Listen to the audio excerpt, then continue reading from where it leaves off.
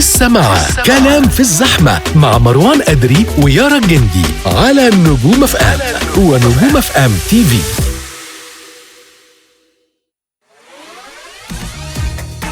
طيب احنا لسه معاكم يارا الجندي ومروان أدري، وزي ما قلنا لكم معانا النهارده ضيفين لطاف وعزاز علينا جدا، ومنهم ضيفة على طول معانا وصديقة جميلة وعزيزة علينا. ضيوفنا النهارده هي لميا كامل، المؤسس والرئيس التنفيذي لشركة سي بلس، ومؤسس قمة صوت مصر، والشريك المؤسس والمدير العام لشركة جلوبال ناراتيف. يا لميا مساء الفل. مساء الفل يا مروان، ازيك يا رب؟ منورانا النهارده والله ده نوركم، وانا دايما ببقى سعيده جدا وانا في الطاقه الايجابيه اللي عندكم، واحنا كمان والله. والنهارده كمان يعني الحلقه بقى مختلفه شويه، لان معانا كمان ضيف لاول مره معانا في الاستوديو النهارده، المهندس مصطفى سالم، مؤسس كوكونات بريميوم انتيريورز. مساء الفل عليك. ازيك يا مصطفى؟ مساء الفل، اخبارك ايه؟ الحمد لله، عامل ايه؟ كله جميل. بنعتذر لو يارا طلبت منك فلوس او اي حاجه، هي يعني بتبدا الاول لسه عندي بغسل كده عندها حاجات كده بتقعد تبدا بيها، عايزه شويه ورجلي بتوجعني البلكونه بتاعتي بشطب شقه في المنصوره، فلو تعرف حد عارف الاجواء دي. اخبارك ايه؟ منورنا ومشرفنا النهارده. طبعا الاول احنا دايما يا لمي لما بتنورينا حاجات كتيره جدا بنتكلم فيها، وعاده بيكون في الناريتيف سامت، ولكن المره دي لسه انتم مخلصين الراوي، فعايزين لكل اللي بيسمعونا لو ما يعرفوش ايه هي، ممكن نشرح كده بالظبط ايه هي. احنا عملنا للناراتيف سامت او قمه صوت مصر، اللي هي هدفها اعاده تقديم مصر بشكلها الحديث البروجريسيف في المجتمع الدولي. الناراتيف سامت زي ما انتم عارفين هي بقالها كانت السنه دي بنكمل السنه العاشره، فهي السنه اللي فاتت كان بقالها 9 سنين. بس لقينا ان خلال ال9 سنين دي احنا ركزنا كتير قوي على القيادات، وركزنا على الشخصيات العامة والشخصيات المهمة والوزراء وبعدنا شوية عن الشباب. ودايما كنا بنلاحظ ان الشباب عايز يحضر القمة وعايز يبقى جزء منها، واحنا طبعا القمة دي بتبقى عدد محدود جدا من الحضور، وطبعا اللي بيطلع على المسرح بيبقى برضو عدد محدود جدا من المتحدثين، ولقينا ان الشباب نفسه يكون جزء من الموضوع بس مش جزء، وفي نفس الوقت هم جزء من الصورة الذهنية، هو جزء من الشخصية المصرية. وصلنا 50% من البوبوليشن بتاعت مصر تقريبا تحت سن 30، فاوريدي هم جزء كبير من هذا المجتمع. ففكرنا نعمل ازاي ان هم يبقوا جزء من الموضوع، جزء من مش الناراتيف، جزء من شخصية مصر او الصورة الذهنية اللي احنا بنطرحها عن مصر. فعملنا جايزة الراوي اللي هو The Storyteller Award. فكرتها ان احنا بنعمل فئات معينة كلها في الكرياتيف وورلد، يعني كلها في الابداع، سواء كانت تصوير، فيديو قصير، فيديو طويل، رسم، غنوه، طبخه، سكريبت. كل الجوائز دي طرحناها بحيث انه اللي يقدم عليها السن من 18 الاول قلنا 35 سنه، وبعدين جالنا هجوم فظيع على السوشيال ميديا، يعني ايه طب انا 37 طب انا 38، فوسعناها شويه خلينا لحد 40 سنه. وعملنا لجنة تحكيم مهمة جدا جدا، لأن كان لازم يبقى فيه مصداقية للكلام ده، مش احنا اللي بنختار، هي اللجنة بقيادة الإعلامي والإعلاني الكبير طارق نور، وكان لازم برضو نراعي فيها التنوع. فكان عندنا فنانين زي الفنانة الكبيرة يسرا، فنان عمرو يوسف، المنتج طارق جنايني، المنتج محمد حفظي، السيناريست المخرج مروان حامد، السيناريست أحمد مراد، مريم نعوم. وبرضو كان عندنا برضو من المجتمع اللي هو صناع المحتوى بقى، اللي كان من ضمنهم مصطفى سالم. فعملنا لجنة كويسة جدا، وقسمنا لكل فئة، هما كانوا 9 فئات. عملنا في كل فئة لجنة من حوالي 5 أشخاص. وعملنا جايزة أولى وجايزة تانية وجايزة ثالثة. جايزة أولى 200,000 جنيه، جايزة تانية 50,000 جنيه، وجايزة ثالثة 30,000 جنيه.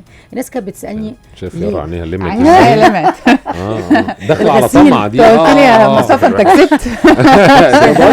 هتبدأ تقول لك عايز اعمل حاجز انفي دلوقتي. ايوه صح، ايوه صرفتهم والله على العلاج وبتاع. ايوه انا لازم على فكرة اتكلم عن الموضوع، ان كان في يعني يمكن دي النسخة دي كانت النسخة الثانية، دي النسخة اللي كانت قوية جدا، لأن كان عندنا سبونسرز، وكان عندنا لجنة أكبر وأوسع وفئات أكتر.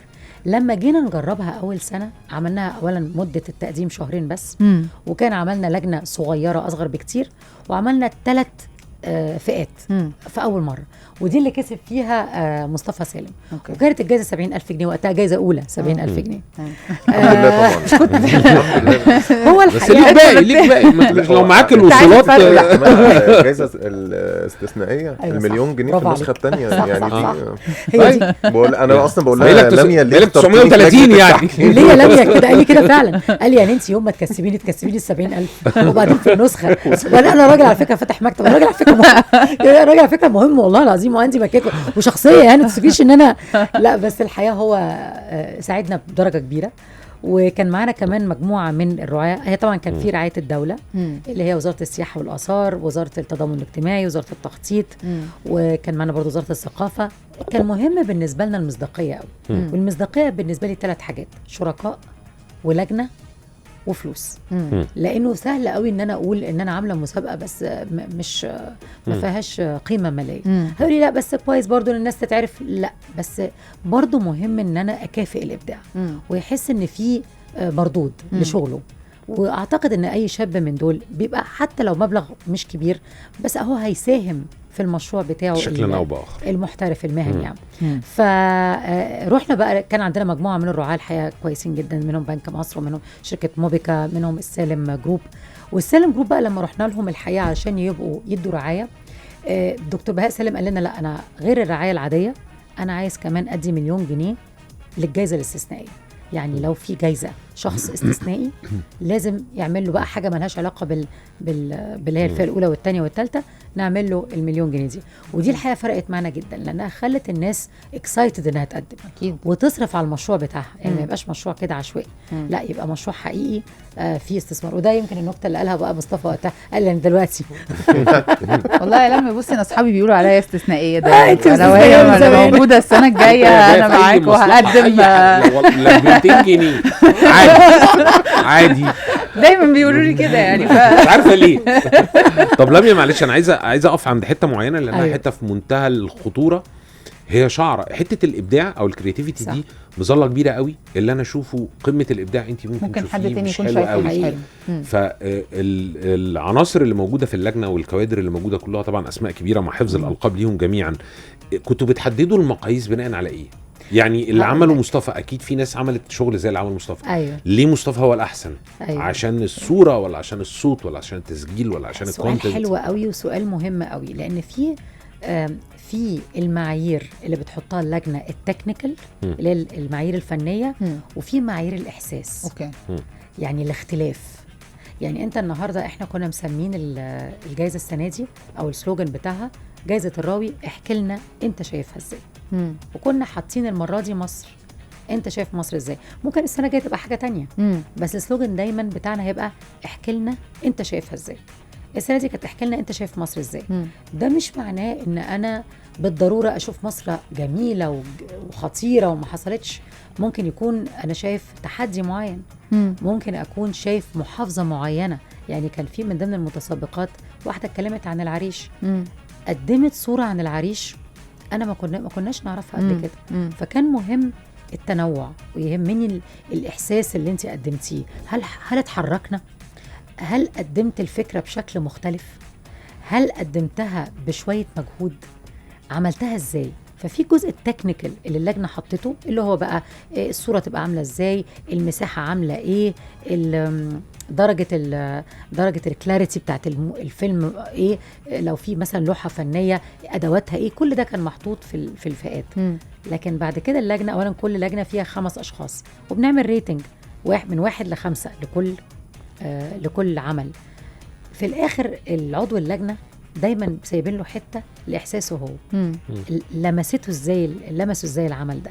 لان في حاجات بتبقى حلوه قوي بس مش هتحركك، مش هتنقلك. يعني تكنيكلي معموله حلو بس مش وصلتي مش مختلفه، ما فيهاش الحته الزياده. يعني دايما زي ما بيقولوا في الطبخ كده النفس. ايوه، هو النفس. بمناسبة الطبخ، هي الجائزة الاستثنائية كانت في الطبخ فعلا في الطبخ. يعني انا شخصيا، انا كلاميا لما لقيت اللجنه كلها مصممه على الفيديو ده، فيديو كان اقل من 5 دقائق بيتكلم عن الطبخ طبخه.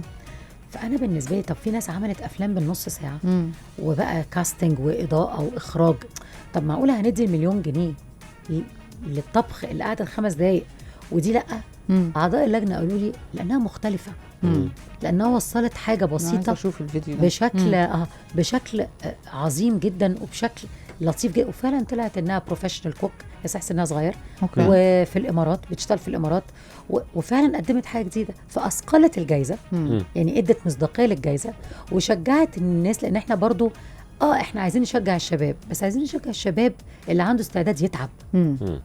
احنا مش في مدرسه، يعني انا مش عايزه اكافئ حد اللي عمل رسمه لذيذه. لا لازم يكون اجتهد واشتغل على نفسه وقدم حاجه بشكل مختلف. طيب احنا في طبعا اكتر هنتكلم فيه وهنعرف بقى تفاصيل اكتر، بس خليها بقى في اللينك اللي جاي. طبعا لكل بيسمعونا لو عندكم اي اسئله ابعتوها لنا 015 59 55 1006 facebook.com/نجوم FM. النهارده ضيوفنا في الاستوديو منورانا لمياء كامل ومنورنا المهندس مصطفى سالم. هنطلع فاصل سريع وهنرجع على طول، خليكم معانا. لسه مع كلام في الزحمه مع مروان أدري ويارا الجندي على نجوم اف ام ونجوم اف ام تي في.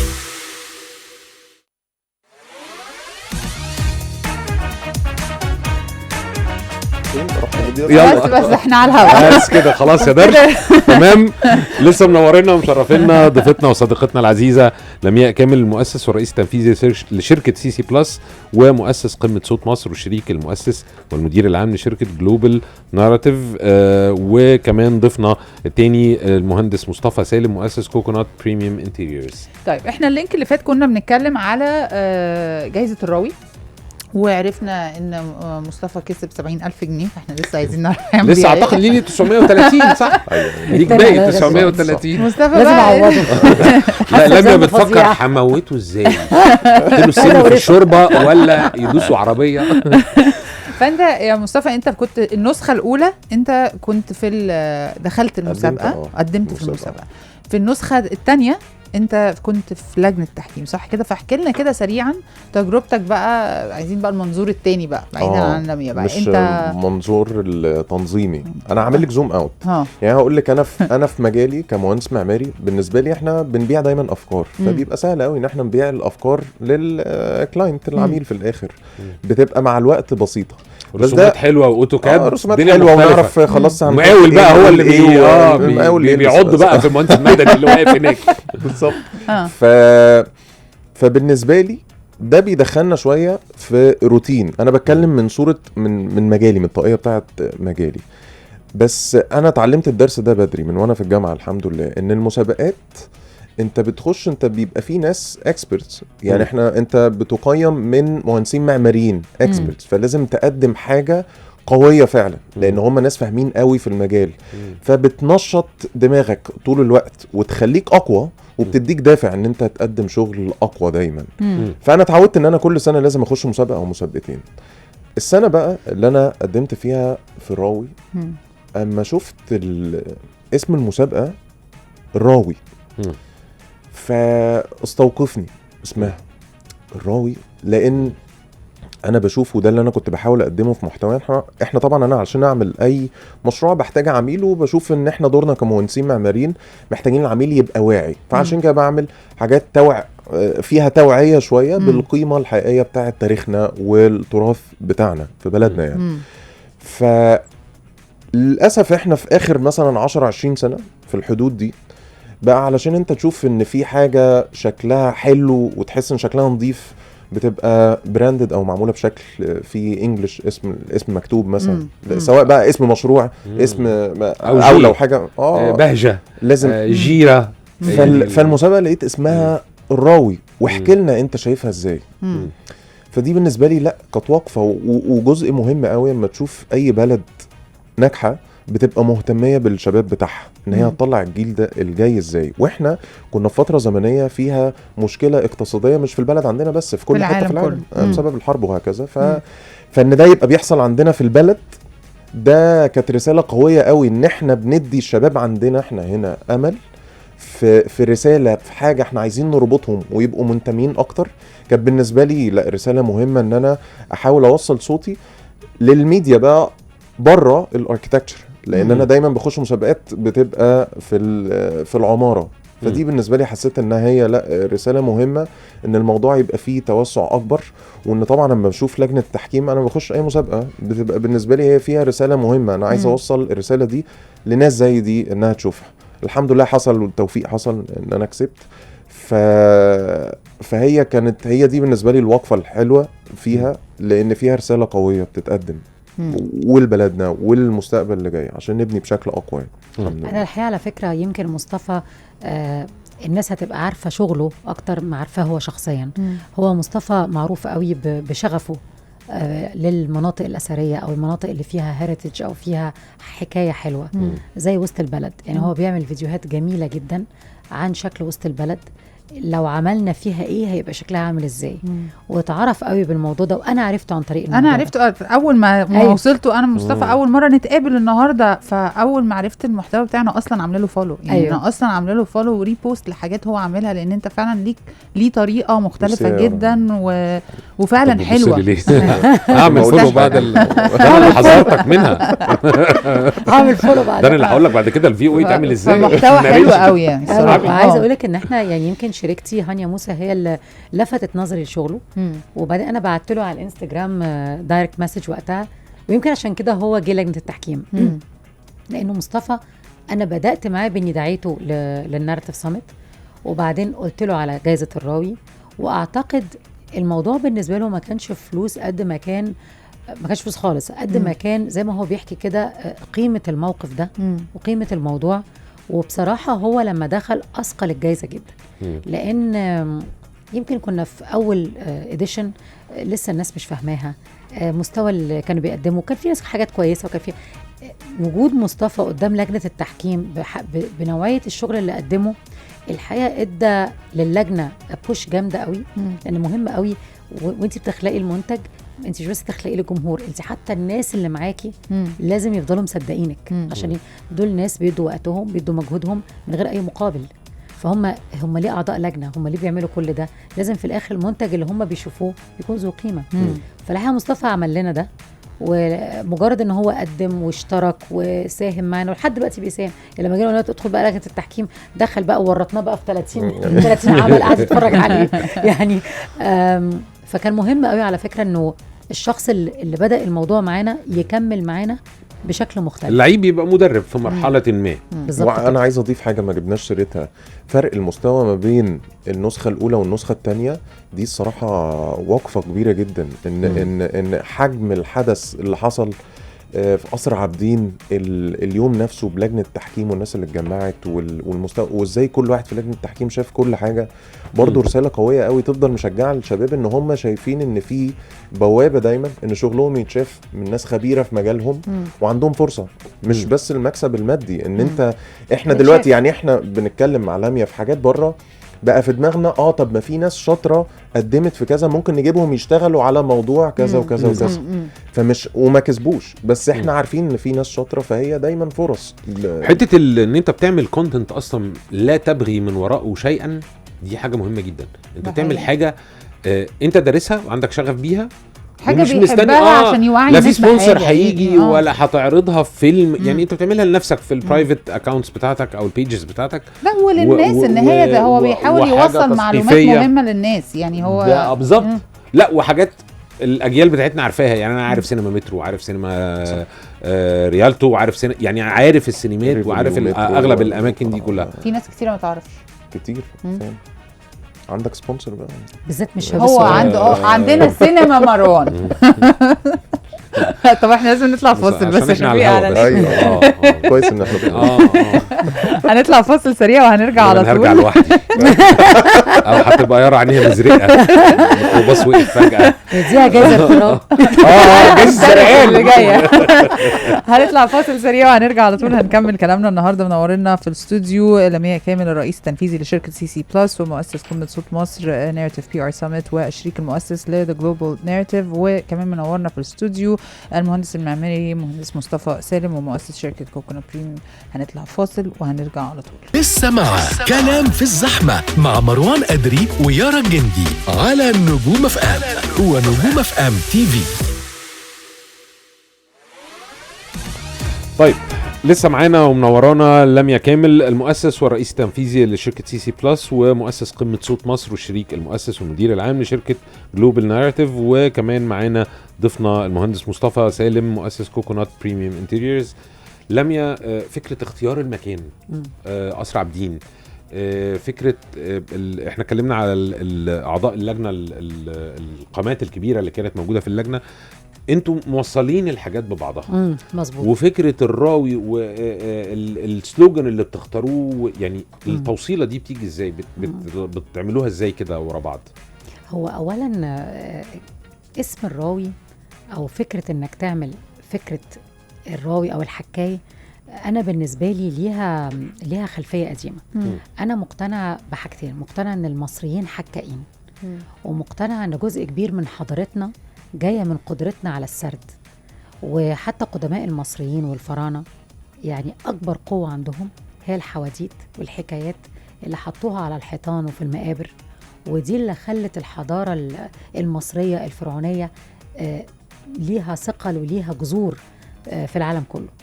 فالحكايات بالنسبة لي أو السرد بالنسبة لي مهم لأسباب ليها علاقة بالهيريتج بتاعنا أو لجذورنا كمصريين.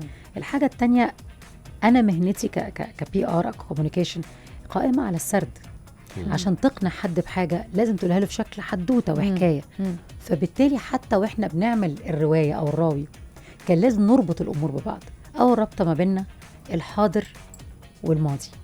يعني فكرة إن يبقى عندك مكان ليه بعد تاريخي بتدي باك دروب حلو قوي للموضوع، وفي نفس الوقت اللي قائمين عليه شباب.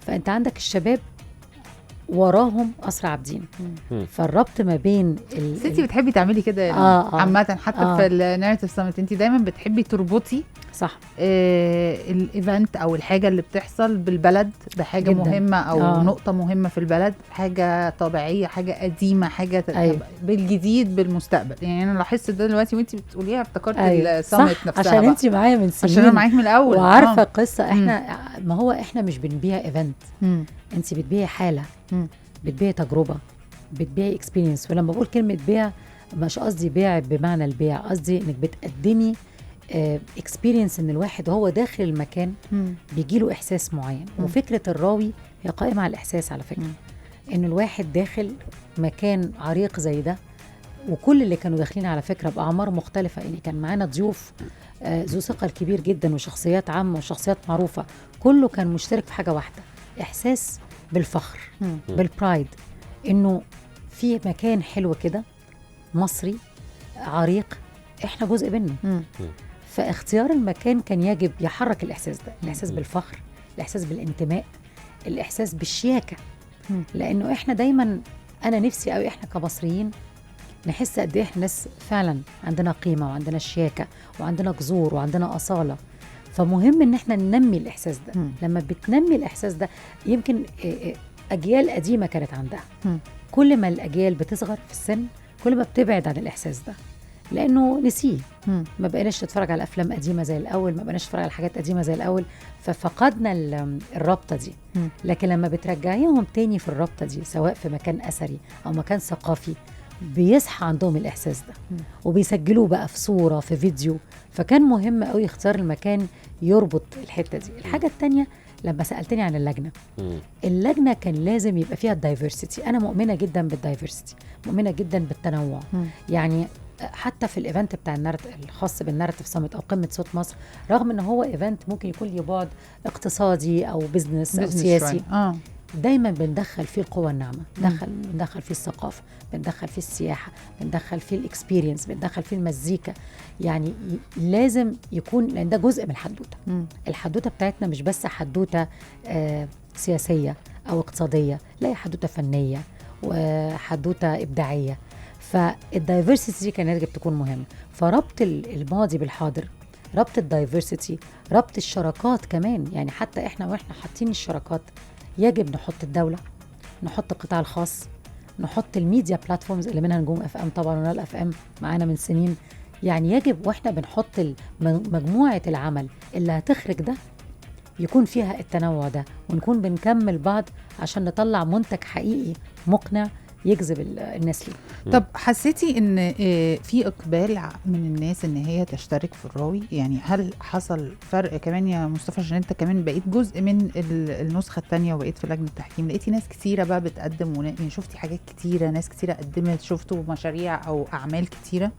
ايوه طبعا. الاقبال كان عامل ازاي؟ يعني آه. الناس فعلا سمعت من اول، لان الراوي دي كانت جزء من، يعني كانت في الأول كانت جزء من الناريتيف دلوقتي بتاعه. لوحدها. دلوقتي بقى شيء لوحده، قائم entity لوحده. مظبوط، فلقيتوا ان فعلا في ناس كتيره، حقيقي. شفتوا حاجات كتيره، تقدم اعمال كتيره.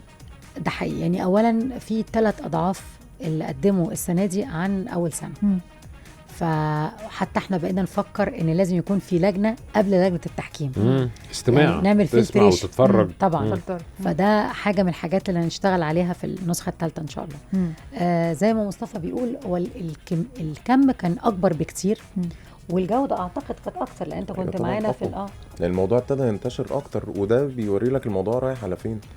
وزي ما بقول لك هي رساله قويه قوي، لان دي دايما انت حاسس ان في امل لكل الشباب، ان في بوابه يقدر يتشاف من خلالها في مجالات كتير مختلفه. يعني الموضوع ما بقاش محدود على فئتين او 3 زي اول مره. اول نسخه كانت 3 فئات بس، صح.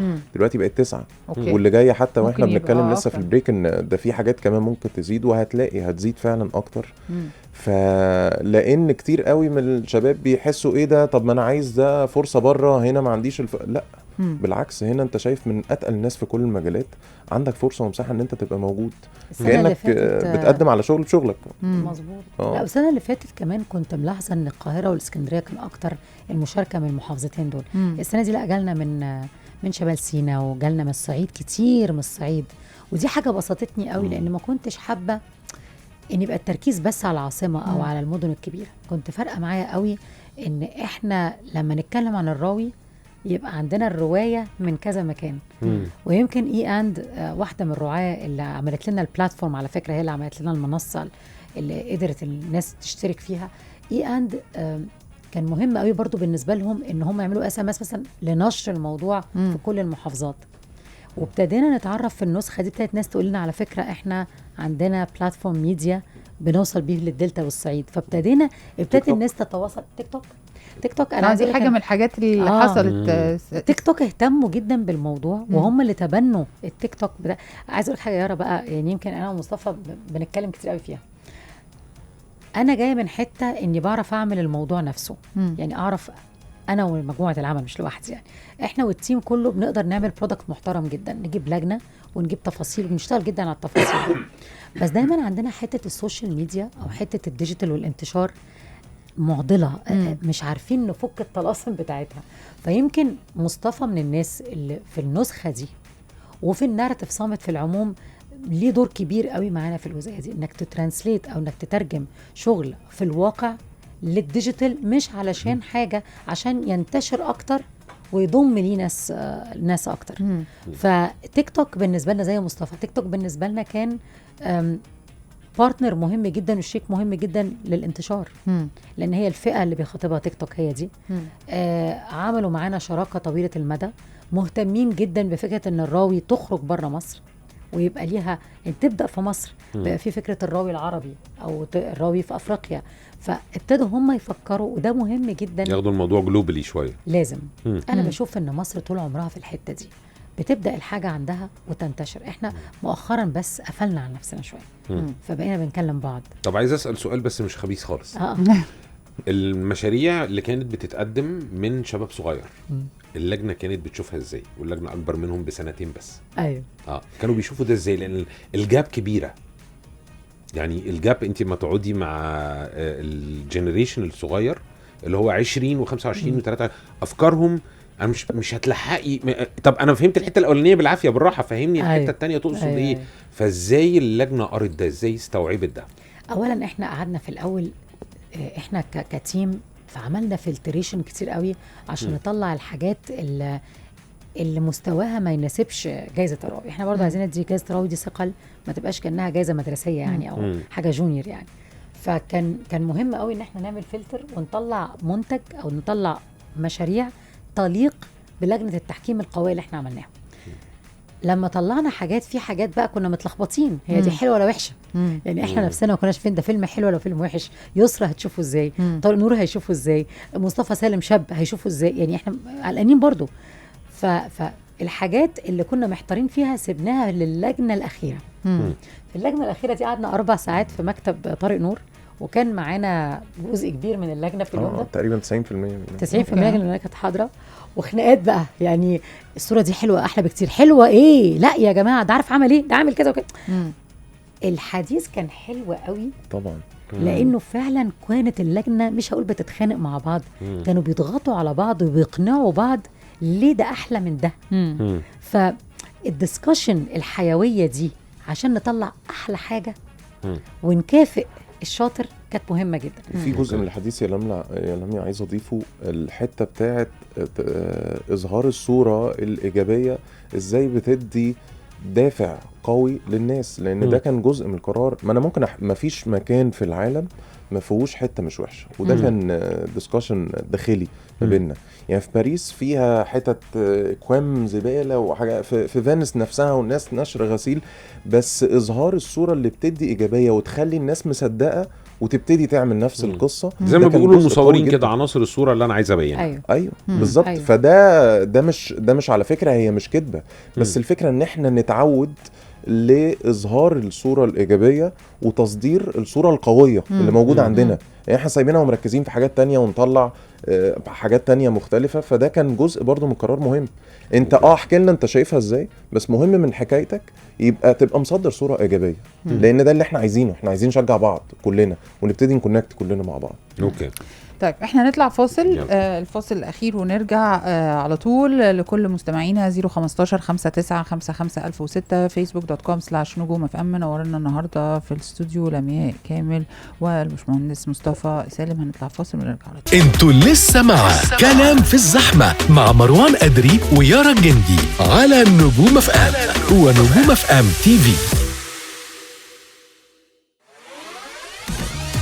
رجعنا لكم سريعا ولسه طبعا مكملين كلامنا مع ضيوفنا، ودي هتكون اخر بقى، ده هيكون اخر لينك النهارده. طبعا منورانا ومشرفانا في الاستوديو النهارده صديقتنا العزيزه لمياء كامل، الرئيس التنفيذي لشركه CC Plus ومؤسس قمه صوت مصر ناريتيف PR Summit والشريك المؤسس لذا جلوبال ناريتيف. ومنورنا كمان في الاستوديو المهندس مصطفى سالم، مهندس معماري ومؤسس شركه كوكونات. احنا طبعا في كلام كتير، ممكن لو كملنا الحلقة نقدر نكمل كلامنا عن جائزة الراوي، ولكن في حاجة كمان مهمة جدا وهي الناتف بقى سمت او قمة صوت مصر، اللي احنا تقريبا معاكي في المشوار ده من زمان، 10 سنين، من 10 سنين. 10 سنين انا كده اعرفك بقالي 10 سنين بالظبط. صح. فاحكي لنا بقى على النسخة اللي جاية، ايه اللي هيحصل، التفاصيل اللي تقدري تقوليها، هتبقى فين الكلام ده كله بقى. اولا هي دايما تقوليش المكان بس عشان يارا بتنط قولي مكان واحنا نقول للناس احنا عزمناها عزاب في مره، فاكره في الهواء والشمس كلمنا من هناك مش عايزين يدخلوني. يارا ما ينفعش نخش كده على الحاجه دي. لا خطير. في سنه من السنين كان في هوا جامد في سوما باي. في سوما باي كان الهوا جامد، وانت حبيبتي كنت واقفه على المركب وبتحاول. لا واقفه على المركب يا جماعه بعمل انترفيوز ومش عارفه. شفنا ايام صعبه. نارتيف ايه بقى؟ قمه ايه؟ صوت مصر. هو ده اللي انتوا بتروه، هو ده اللي انتوا بتروه. لا الفكره فعلا الواحد بيشوف حاجات ما التيم بتاعي بيقول لي اللي يعرفوا اللي احنا بيحصل لنا، لو يشوفوا الكواليس وبعد كده يشوفوا الشياكه بقى اللي تصدرها. كواليسنا كارثه. لا يعني الحقيقه هي النسخه ال10 وبيتحدد فيها ال10 سنين الجايه عايزين نعمل ايه. اوكي. لانه احنا دايما الناس بتسالني انتوا عايزين توصلوا بايه بالقمه دي؟ يعني كل سنه بتيجوا وتجتمعوا وتتكلموها، وبعدين في القمه دي بنشرح في ال10 سنين اللي فاتوا عملنا ايه. يعني من ضمن الحاجات الحلوه جدا اللي اتعملت ان في مشاريع ما كانتش واخده حيز من الاهتمام، زي مثلا تطوير وسط البلد. النهارده شوف وسط البلد بقت فين. حمايه الحرفيين والارتقاء بالحرفيين. النهارده بقى فيها هيبقى في مدرسه عملها مجلس الوزراء مع عزة فهمي للحرفيين. قصدي اقول ان مهم جدا ان يبقى في كيان، بلاتفورم مش ايفنت، بلاتفورم دوره ان هو يربط الامور ببعض، يربط الدوله مع القطاع الخاص مع الجلوبال او المجتمعات الدوليه، عشان نرتقي بالمشاريع، نزق المشاريع ونعمل طفرة حقيقية في المجتمع بتاعنا. الحاجة التانية ان احنا نخلق اسوسيشنز في مصر قادرة على الحوار الدولي.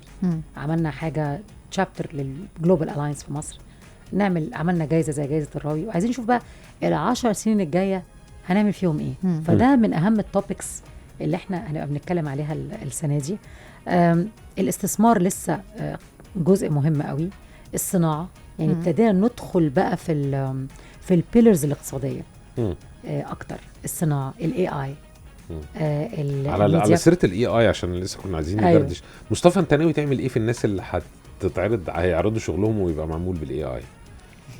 هو طبعا التوبيك ده واسع جدا، بس هو خلاص بشكل عام يعني انا هو بقى جزء من كل مجال. صحيح. فلازم يبقى متواجد. وبالعكس احنا يعني احنا في النسخه دي ده لو بقى رجوعا للراوي كان شرط من الشروط ان ما يبقاش فيه اي اي. وكنت بتكلم مع لميا احنا محتاجين اي اي لوحدها تبقى الناس مطلعه كونتنت بيها، لان بعد كده خلاص هو بقى موجود في وسط اي محتوى. صحيح. فما ينفعش نشيله يعني.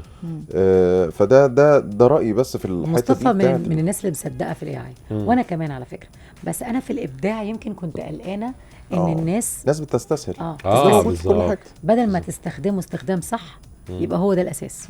فدي الحته اللي احنا فيها دلوقتي. بس ده بيبقى انا قلت لها لميا انا هعلن عن الراوي الناس تشارك بكونتنت اعمله بالاي اي بشكل مختلف، بيبر كرافت كده ومعموله بشكل. قلت له هنتشتم يا مصطفى، هيشتمونا يعني احنا بندور على الابداع. تقوم عامل فيديو بالاي اي، قال لي لميا بس ما تخافيش، عمل فيديو خطير، عمل انجيجمنت مرعبه اونلاين، وانا توقعت الناس هتشتمنا، محدش شتمنا ولا حاجه. سبيكينج اوف انجيجمنت بقى، انا عايز اقول حاجه مهمه قوي رجوعا للناريتيف، لان اللي بيحصل في الناريتيف قوي قوي، بس هي دايما فيها احساس ده برايفت روم اللي فيها الناس القويه الثقيله في مصر. بس احنا كنا بنتكلم ان السنه دي اللي يكون موجود في الناريتيف في بوابه ان صوتك يكون مسموع جوه حتى لو مش حاضر. وده لا ان شاء الله هيظهر الفتره الجايه، لان في بوابه الناس تظهر فكرتها، تتعرض عند الناس التقيله اللي موجوده في السامت، تتكلم عنها وتتكلم عن الافكار اللي اتطرحت من الناس. فما تكونش يعني مقفوله على الحضور بس، او الناس مقفولة. انت ما تسالوش السؤال الشهير انتوا بتخاطبوا مين. انت مش ممكن ما تبقيش موجوده هناك، بس فكرتك او سؤالك هيكون موجود والناس هتتكلم عن الموضوع ده هناك. حلو. لان مهم قوي اللينك ده، ان احنا نحسس الناس ان هم مسموعين وايه اللي هيحصل وايه اللي جاي. وهي دي اتوقع جزء من الرساله المهمه اللي جاي، الناريتيف ايه اللي هيحصل في ال10 سنين كمان الجايين. اوكي طيب يعني هي امتى بقى؟ وفي 14 اكتوبر ان شاء الله. ده القمه الاساسيه او المسرح الرئيسي بتاعنا هيبقى في اليوم ده. وزي ما انت عارفه هو one day one stage، يوم واحد مسرح واحد. عندنا فوق 40 متحدث في بانلز ورا بعضها، حوالي 8 بانلز. الشير هو سير محمد منصور، مستر محمد منصور. ومعانا الحقيقه مش بقى لجنه تحكيم، معانا بورد قوي قوي، في منير نعمة الله، في طارق نور، في عزة فهمي، وفي شباب زي شريف الخولي، وفي عبود شرارة، وفي مجموعة ايمي موافي، وفي مجموعة الحقيقة الميكس ده ما بين انتربرينورز، ما بين الفنانة يسرا، ما بين فنانين، ما بين انتربرينورز، ما بين رجال اعمال، عشان في الاخر دي الصورة اللي عايز تصدرها. انت في النهاية عايزة تطلع بشكل حلو. البورد ده هو اللي بيختار المتحدثين، هو اللي بيشاور لنا على المواضيع الجذابة، هو اللي بيضمن حضوره وبيضمن الدعم بتاعه. فإن شاء الله تبقى نسخة قوية. هتقدري تقولي لنا فين ولا لا؟ في سوما باي على سبيل التغيير. دور هي سكة تانية، هسافر في يوم 13 كده وارجع 88 اكتوبر. انت بتقول مش بس وهي فعلا انت يارا اكتوبر عندي غسيل السجاجيد. قلتي كام متحدث؟ كام يعني؟ 4 بيمشى 4 بيمشى. هنحتاج شهر تحضير. هي تقصد اكتوبر 28. لا بالتوفيق ان شاء الله يا رامي. طبعا احنا عارفين الناريتيف سمت بتبقى عامله ازاي، واكيد هتبقى حاجه قويه زي كل أكيد. سنه، واكيد هيبقى دايما في تطور زي ما بنشوف من النسخه اللي بعديها. وفي نفس الحاجه برضو في الراوي، لان انا فعلا عشان اعرفكم شخصيا ناس كتيره كمان في لجنه التحكيم، فانا بشوف الستوريز وبشوف البوستس، فانا عارفه من الاول عن الراوي، وحلو انها فعلا اتطورت. فان شاء الله كده بقى همرن مروان واخليه يشترك السنه دولة الجايه، بالشفا. نحاول دولة نكسبه بالشفا. 250 جنيه، اي حاجه لما هو ماشي بقى. تاخد نسبه منها برضه. واضح لا وانت جاي تاخد باقي فلوسك مننا لا كمان. لميا نورتينا وشرفتينا، نورتونا. وبنبقى قوي، مبسوطين ميرسي دايما يا رب. وانت معانا. أنا مصطفى نورتنا وشرفتنا ودبست معانا بقى، ان شاء الله تبقى معانا على مدار كل الراوندز اللي جايه باذن ان الله. شاء الله. ان شاء الله. انبسطنا بيكم، ميرسي على وجودكم معانا النهارده. احنا اللي ميرسي.